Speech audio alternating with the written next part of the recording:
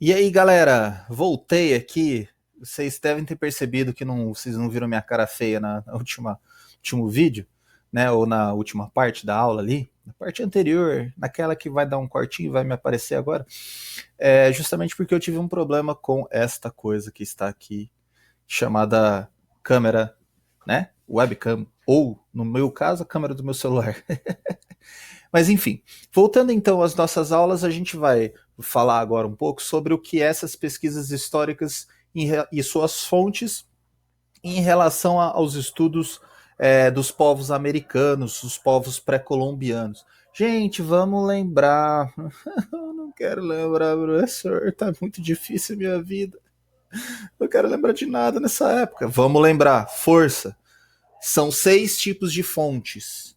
Vamos lá. Fonte material, fonte imaterial, fonte oral, visual, sonora e escrita. Aê! Muito bem! Uhul! E aí a gente tem aqui, ó, logo de cara, eu já adianto para vocês que essa imagem no canto direito da tela aqui, logo acima aqui da minha cabeça, ela é uma fonte escrita. Que, professor? Sim, uma fonte escrita. Os astecas, eles desenvolveram um sistema de escrita bem legal. E esse aqui é um códice, que está aqui embaixo, mas já já vocês, na apostila de vocês podem ler ali a legenda. E o códice significa nada mais nada menos que escrita. Tá? E eles desenvolveram, à la egípcios, um sistema de escrita com desenhos e formas geométricas para poder se expressar. Beleza? Mas deixando isso de lado, a gente vai entender outros pontos antes disso. Tá? A gente vai explorar bastante isso quando a gente estudar cada um desses 3 povos. Ali no nosso caderno Anglo, então ele já fala pra gente assim: muito do que os primeiros habitantes da América construíram se perdeu por desgastes naturais e pela ação humana. Sem contar que no século XV os europeus chegaram à América e também destruíram parte do legado material e imaterial destes povos. O ângulo me boicotou de novo, mas lembra lá, vai grifando conforme eu vou grifando aí também, tá? Quem que foram esses caras? Primeiro, foi Cristóvão Colombo, que chegou na América em 1492. Depois foi Cabral, lá no Brasil. E entre outras quantidades muito grandes, vieram franceses, vieram ingleses, vieram alemães, vieram vários grupos europeus para estas regiões neste período, exploraram muito a terra, acabaram com todos os povos e quase dizimaram tudo que eles haviam produzido. Por que quase? Porque muito foi preservado por alguns grupos, graças a Deus. E por isso hoje a gente consegue contar, perdão, consegue contar essa história. Então, todos esses povos, tá? Eles são chamados de pré-colombianos porque eles estavam aqui antes da chegada de Colombo. Primeira, segunda, terceira linha do que eu grifei ali, ó, entre aspas, antes de Colombo, tá? Algumas pesquisas arqueológicas possibilitaram o resgate de importantes vestígios materiais desses povos.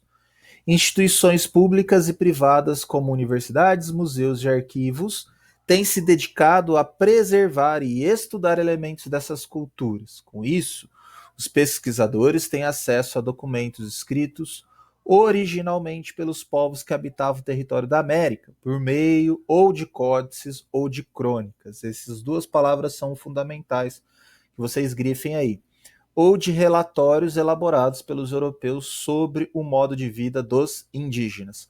Códices, crônicas, relatórios são fontes escritas, escrivinhada, tá? Com letras garrafais ou garranchais, como é a minha. Beleza? Aqui o ângulo já traz e mostra pra gente o que é uma crônica, tá? Crônica é simples. É uma narrativa descritiva de fatos históricos apresentados, em geral, cronologicamente.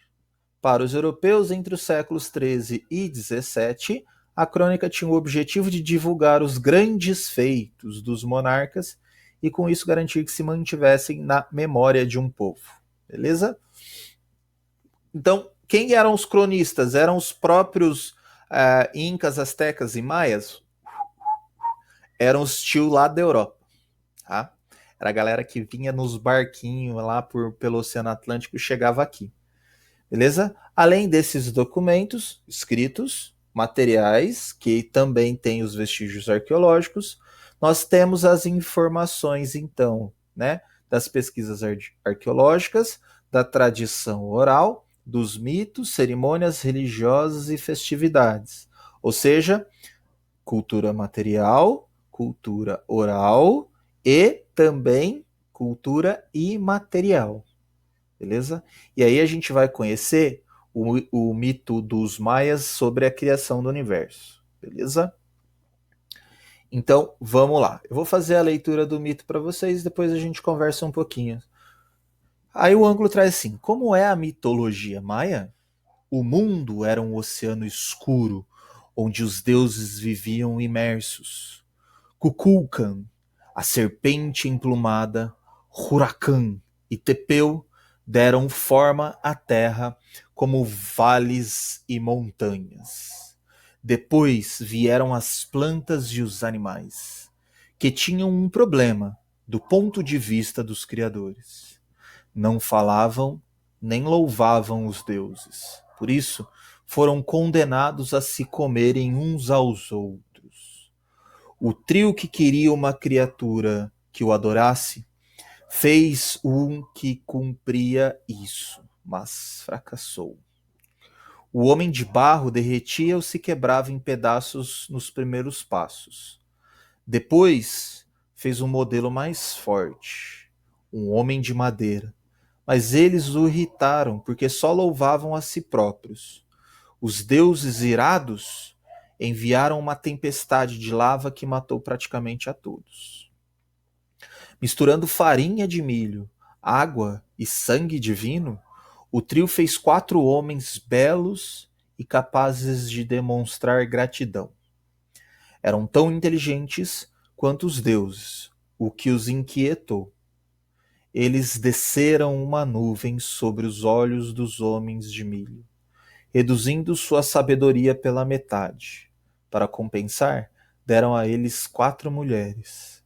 A humanidade descende dessa geração. Esse mito, diferente dos outros que a gente já viu até agora, ele cita algumas questões bem diferentes, né? Nossa, professor, foi muito redundante, né? Esse mito diferente dos outros cita algo que foi muito diferente dos outros. Nossa, que informação sensacional. Mas é isso aí mesmo, galera, é o que tem para hoje.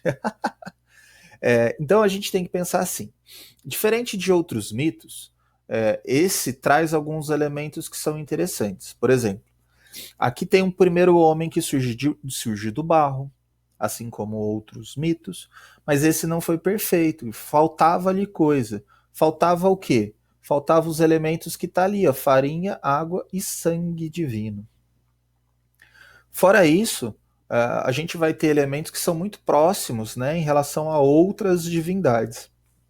Esses são os maias. Mais para frente a gente vai ver o Inca e os astecas. Os incas, eles falam que eles eram descendentes do Sol.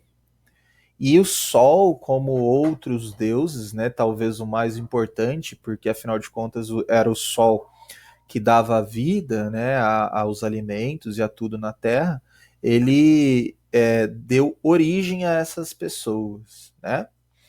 Então a gente tem aí. Isso aqui é um elemento mitológico. Mas olha que interessante. Tá falando farinha de milho ali. Poxa, professor, farinha de milho? Por que será? Pois é, gente. Olha que interessante. O ângulo já traz aqui na sequência. O milho ele é natural da América, tá? Ele não surgiu na África, não surgiu na Europa, não surgiu na Ásia e foi trazido para cá como, por exemplo, o café. Ele surgiu aqui e daqui foi levado para outros lugares, tá? Ele é domesticado, foi, né, entre aspas, domesticado, porque é uma planta, né? Ele passou a ser cultivado na região do atual México, beleza? e depois ele vai se difundir pela Cordilheiras dos Andes, aqui do nosso lado, pelo Brasil, lá em cima no Canadá, na Ásia e África, tá?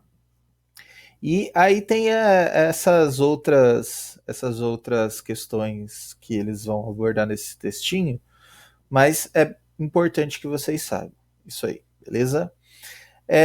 Na sequência ali, gente, eu quero que vocês façam essas duas atividades que estão aí, e nelas vocês vão se basear no mito dos maias que tem ali em cima.